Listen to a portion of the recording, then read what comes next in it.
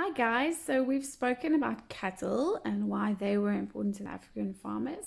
And today we're going to talk about the tools and the weapons that the African farmers made from iron and copper. So please turn with me to page 121 in your textbook and we can talk about how they used iron and copper to make tools that would change how they do things from that point forward. Okay, so let's have a look at our new words. Our new words for today is technology, which is a simple science used to solve everyday problems. To smelt means to melt metal at high temperatures. So smelt refers specifically to the melting of metal. A furnace is a special kind of fireplace in which very high temperatures are reached. And then cultivate means to prepare the fields for crops. So a furnace would definitely be used to melt the metal, and to cultivate means we're preparing the fields. So we are loosening the ground and so forth.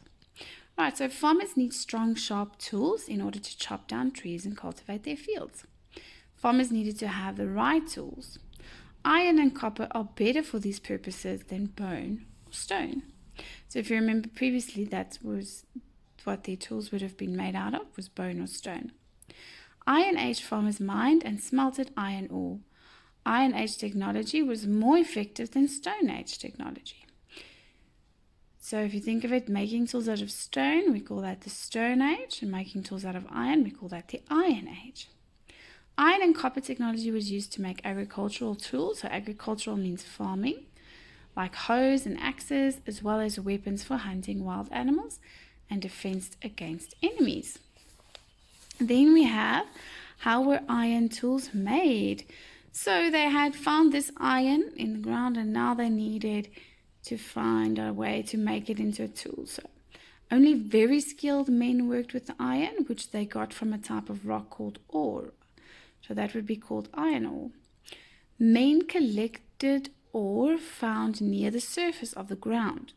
The ore was smelted in a furnace. So they would take the ore and then they would melt it in a furnace. Then the lump of metal was removed and taken to the metalsmith.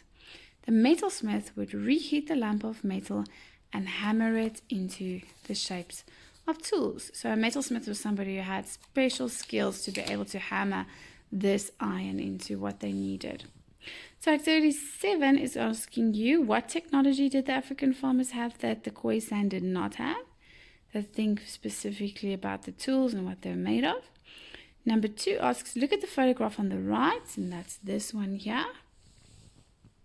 Which of the following activities are they doing in the photograph? Are they collecting iron ore, smelting iron ore, or shaping iron tools? And number 3 says, what is the name for a person who shapes iron tools? Is it a metalsmith, a metal Jones, or an iron man? Just have a look in the text and you will find the answer. Good luck, guys.